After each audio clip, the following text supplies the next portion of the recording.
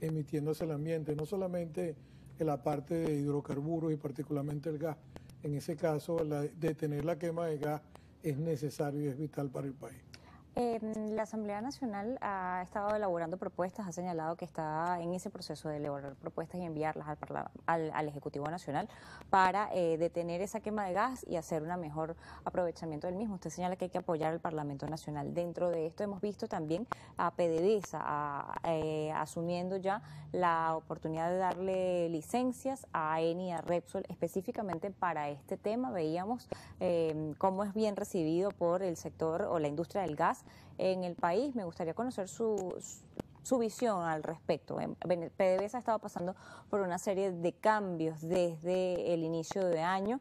Hemos visto los últimos reportes de la Organización de Productores y Exportadores de Petróleo, OPEP, que hablan de poco más de 700.000 barriles al día de producción, es decir, estaría estabilizada allí la producción. Con esta situación y conociendo que mucho del gas en Venezuela es gas asociado, ¿cómo podría estar avanzando la industria al respecto con la entrada de Eni y Repsol? Bueno, en primer lugar, como bien lo aclaraste, Mariana, la mayoría o el mayor volumen de producción de gas es gas, lo que se llama gas asociado a la producción de crudo. Aunque hay gas libre, esos bloques de gas libre puede ser, por ejemplo, Cardón 4, que es lo que está operando Eni y Repsol. Ellos están en redondo, cerca de 600 millones de pies cúbicos estándar al día. Y de alguna forma yo pienso que la nueva la presidencia de PDVSA, ya que viene de la petroquímica, tiene una conciencia clara que la industrialización del gas termina aguas abajo en petroquímica, y además el gas también es energía que nos pudiese permitir liberar líquidos como combustibles líquidos como el diésel y comenzar a hacer como una economía más circular, más óptima en cuanto al uso del recurso del gas, que bien es una fuente clasificada como verde, que aún bajo sanciones pudiese conseguir digamos, recursos financieros, ¿no? Porque una vez que tú tienes una fuente de energía verde, pues tú tienes también o puedes optar a conseguir financiamiento que favorece, digamos, la limpieza del clima mundial. Ahora, para lograr eso hace falta poder ir al mercado internacional a solicitar quizá esos recursos. La entrada de Eni y Repsol, una licencia que tenían más de 7 años solicitando, se les va a otorgar ahorita en el mes de junio, pero está por vencer la próxima semana, el 27 de mayo, específicamente la licencia de de Chevron, perdón. En el caso de Chevron y esa autorización o no de la licencia, ¿podría esto afectar de alguna manera la situación? ¿Tendrían también Eni y Repsol que solicitar licencias adicionales para su operación en Venezuela? Sí, y de alguna forma yo creo que es visible que la operación en Chevron es conveniente para el país con Chevron, porque cuando tú tienes socios que se adaptan a los criterios de transparencia, de cumplimiento, que tienen que reportar resultados, lo que es la parte de rendición de cuentas, eso trae un beneficio porque organiza el mercado. Por otra parte, también el ingreso de Repsol y Eni es un valor agregado, inclusive Maurel & Prom, porque esas son empresas que se rigen por unos códigos de transparencia, de cumplimiento, que a la nación le conviene. Ahora bien, también hay que reconocer el tema de las sanciones. La licencia de Chevron está por ser renovada, Dios mediante, va a ser renovada a favor tanto de Norteamérica como del país, de nuestro país, de nuestra querida Venezuela, porque nosotros estamos exportando bajo un precio favorable y no con descuentos y descontroles hacia Asia, un bien, un recurso natural del país, un producto de la fertilidad natural que favorece a dos sociedades, agrega valor a dos sociedades. En este caso, yo diría que hay una buena expectativa de que por haber cumplido los convenios, por haber cumplido con la licencia, eso se debería renovar. No, sin embargo, no deja de ser un peso para todo el país el tema de de estar sometido a una sanción, a sanciones que no te permiten explotar tus recursos naturales. Independientemente de los errores que hayamos cometido en el pasado de las autosanciones, pues también vemos que estamos sometidos a una geopolítica que tampoco había dejado o no había todavía concluido un tema con Europa como Repsol, Eni y Maurel & Prom, que necesitan del gas venezolano. Bien, a esta hora nosotros hacemos la pausa y en breve volvemos. Seguimos en Noticias Globovisión Economía. Estamos conversando con Reinaldo Quintero, ingeniero, expresidente de la Cámara Petrolera Venezolana. Señor Quintero, hablábamos en el segmento anterior respecto a lo que es la posibilidad de que ingresen Eni y Repsol con esa licencia que ya PDVSA ha anunciado les va a dar a partir de junio, el hecho de que se pueda o no renovar esta licencia de Chevron el próximo 27 de mayo y la entrada quizá de otras petroleras interesadas en estar en el país. Bien, es parte de estar en vivo en Noticias Globovisión Economía hasta ahora. Le continúo consultando respecto a lo que es el tema de la situación que está enfrentando la industria petrolera. Desde enero de 2023 ha pasado por un proceso que ellos llaman de revisión, de fiscalización. Dadas estas licencias, abiertas estas posibilidades, también es momento de llamar a la transparencia para que ese tipo de cosas que han ocurrido no ocurran. Venezuela debería conocer a qué valor se está efectivamente vendiendo el crudo, sin los descuentos que originaron las sanciones, cómo estamos honrando estas deudas con estas empresas que vinieron al país y están aquí de regreso para incluso poder hacer parte de honrar esos compromisos que teníamos con ellas.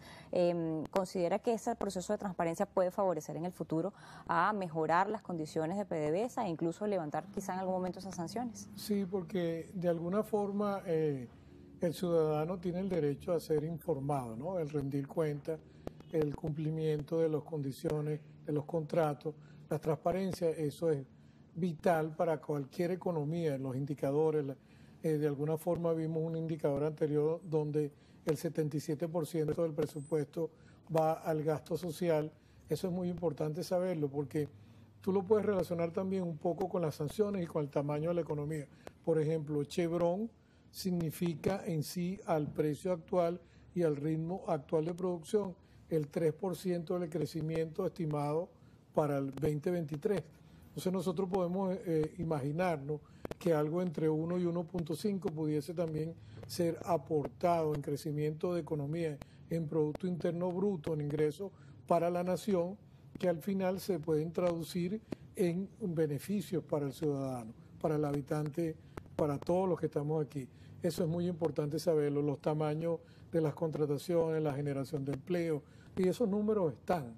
Yo creo que todos nosotros estamos obligados a informar en estos medios y a informar por todos los diversos oportunidades que tenemos, académicas, medios escritos, el periódico, etcétera, los medios de comunicación, cuáles son los impactos económicos que tienen este tipo de decisiones que son buenas y beneficiosas para el país. Sí, lo digo porque es importante conocer y actualizar esas cifras. Desde 2018, PDVSA no reporta el valor al que se vende el crudo y es importante conocer la cotización diaria de la cesta petrolera venezolana y es parte del proceso de Contraloría que debería estar haciéndose desde el mismo Parlamento Nacional e incluso desde la población. Ahora, también se ha aprobado recientemente asignar la Macoya Cacique Chaima al grupo de trabajadores de la industria petrolera. Se ha señalado que esto va a ir para el fondo de pensiones y quisiera consultarle primero la operatividad de esa Macoya, cómo va a funcionar esto y de qué deberíamos estar vigilantes, dado que va para el fondo de prestaciones sociales. Sí, una cosa que me gusta es que la gente se familiarizó con el término Macoya de una forma diferente a como normalmente, coloquialmente, eso en inglés se dice oil clump y corresponde a una agrupación, un área operativa que agrupa diferentes pozos en un arreglo donde se comparten servicios comunes como la parte de drenaje, almacenaje, electricidad, presión, etcétera, el servicio de taladro. Entonces es un área operativa. En este caso son 4.5 hectáreas, Cacique Chaima, que está en Monagas, en el bloque Carabobo de la faja petrolífera del Orinoco, por lo tanto hay que también entender que de ahí sale pesado y extra pesado.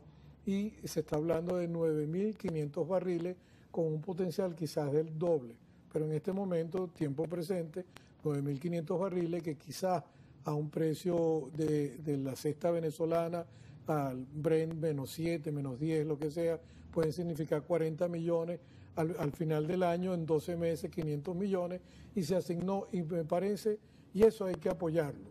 Yo aplaudo al Ejecutivo Nacional por haber tomado esa decisión, porque eso establece un hito en cuanto, no solamente porque es un sistema de estabilidad y de garantía laboral, que además garantiza las prestaciones de los trabajadores públicos. O sea, no es solamente un sector, es el sector público.